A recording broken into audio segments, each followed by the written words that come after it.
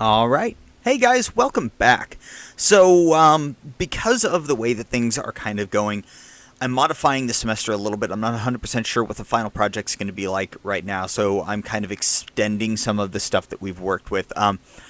Typically, in semesters past, the amount of assembly practice that we've done, it was pretty much it. So I'm gonna expand that and do an extra semester, not semester, an extra week on assemblies. So that leads us to where we are now. We are going to be doing 2 assembly projects for next week. We've got this one right here, which is called the bottom-up assembly. This is what we'll be doing in the lesson today. Then we also have the rack and pinion assembly, which is on page 11-2, and that's going to be your guys' homework to be able to do yourselves, is that rack and pinion project. All of the part files for both of these assembly assignments will be available on Canvas.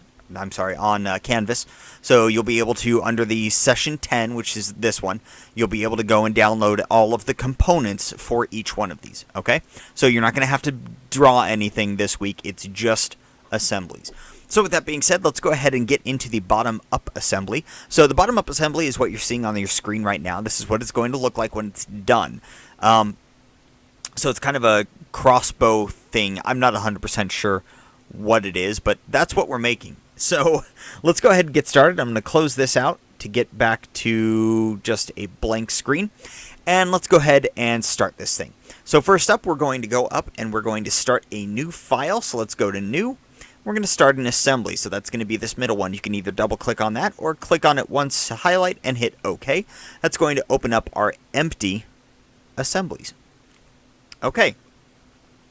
So it's going to open this up, which is because we don't have any other SolidWorks files open right now. So I'm going to go into the bottom-up components folder. So the folder that you're going to download is called bottom-up components. Now, the one that you're going to download is a zipped file.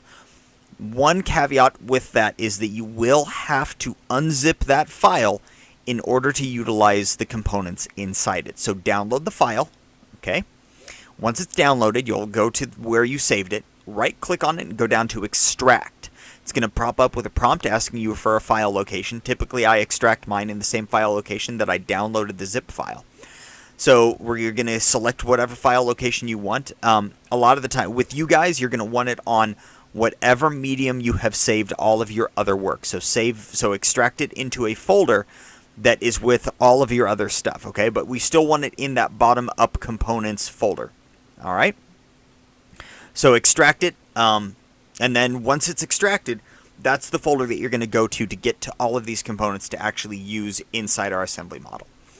So that's what I've done here. I've extracted it into bottom-up components, and here are all of our components. We've got quite a few components on this one, so let's go ahead and get started. Our first component is going to be the modeled housing. All right, so we're going to highlight that. You can either double-click on it or just click and hit Open. And it's going to open up this pretty intricate-looking component here. It's pretty cool. I think it's pretty cool anyway.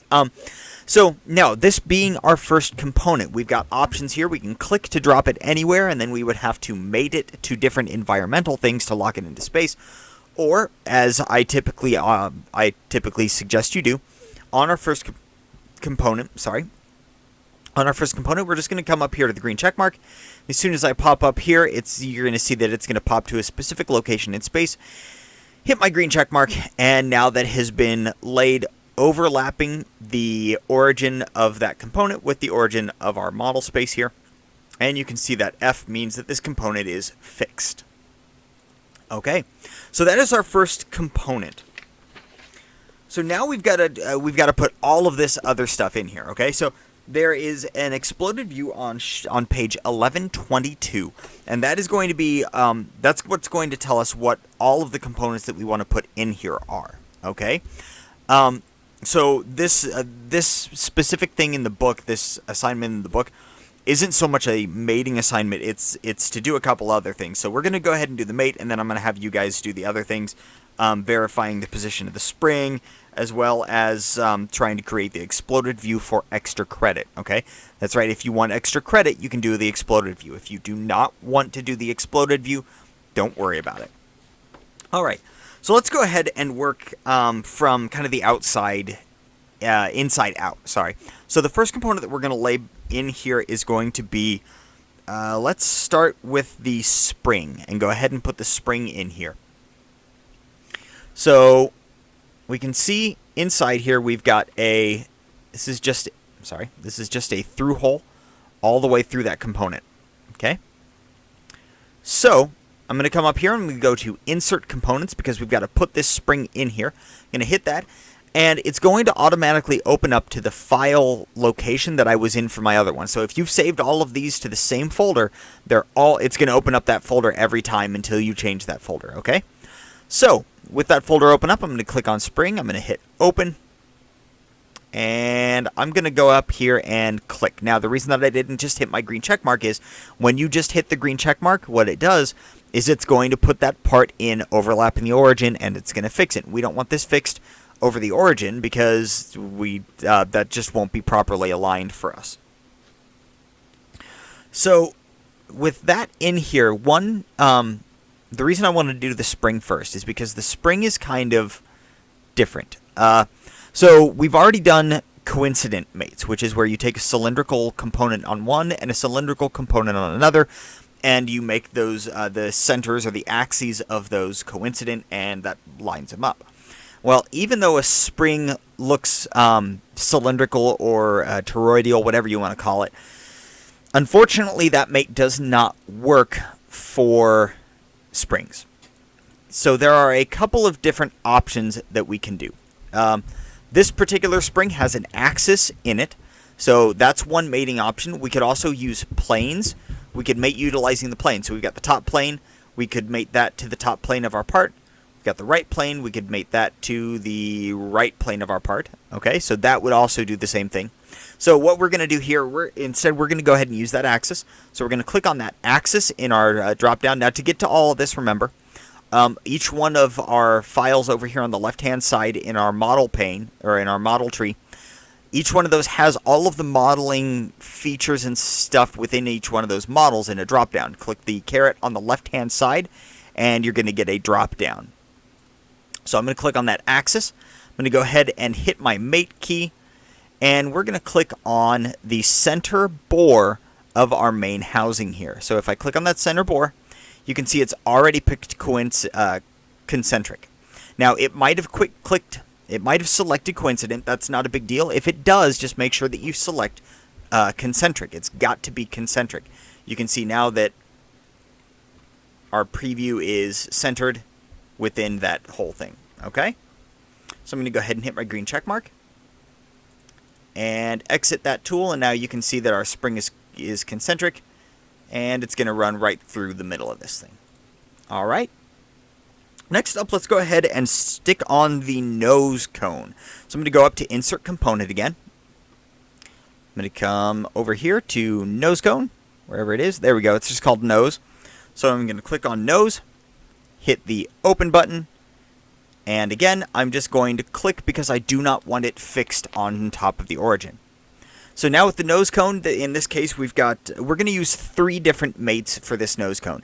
In order to place the nose cone, we only need 2 mates, but I'll show you why we're going to use 3 here in just a second. So the first one that we're going to do is we're going to use a concentric mate between this cylindrical surface here and this cylindrical bore here, because if you look at our drawing, that's what this thing is going to line up with. So I'm going to click on the outside cylinder of my nose cone. I'm going to hit the mate tool, and I'm going to click the center bore of this one. Now, you can see that it went kind of backwards. It's over here facing the wrong direction. That's not a big deal, okay? If that happens, we've got our quick access toolbar here and our mating options over here on the left-hand side. There's 2 different ways to do this.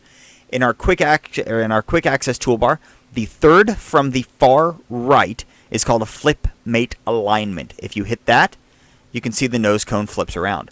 The exact same button over here in our toolbar looks a little bit different. It's called Mate Alignment down here at the bottom of our mate options. And if I click that, you can see that it does the exact same thing. This one is a toggle back and forth, and the other one is a toggle off and on.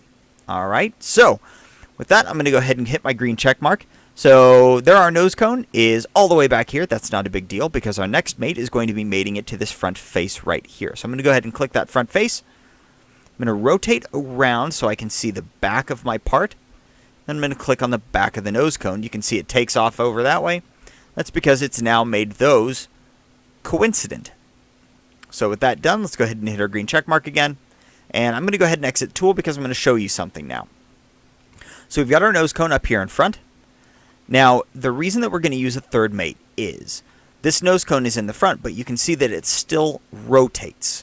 We don't want that rotation in there. Very rarely do you actually want parts like this to be freely rotating, not locked down. So we're going to go ahead and click on that. We're going to hit mate. Okay. Now, there's a couple of different things we could do. I'm actually going to deselect that. So we can select that and we can hit lock. That lock mate is going to lock that in place. So that's option 1. Option 2, oh, let's get rid of that one. Clear. Okay. Option 2 is the option that I actually like a little bit more, is to mate a plane to a plane. So we're going to go into this this nose cone here to get into all of our sub features and stuff within pieces of our model while we're in the mate tool. We've got this little ghosted tree out here in our model space. If you click that, it's going to drop down and give us our entire model tree. Okay, you can see here we've got the model housing, here we've got the spring, and here we've got the nose cone. Now I'm going to drop down the nose cone. I'm going to hit the caret on the left-hand side to expand that. I'm going to click on my front plane. So with that front plane selected, now I can come up here, and we've got our environmental things up above, just like we did in the normal model tree. So up here, I'm going to go hover over right plane. I'm going to click on right plane. And you can see that it has put in a coincident mate. I'm going to go ahead and hit my green check mark to accept that. Then one more time to exit my tool. And now I've got my nose cone permanently attached in place. Alright. So, I'm going to go ahead and end this particular video. Follow on to the next one to continue our process.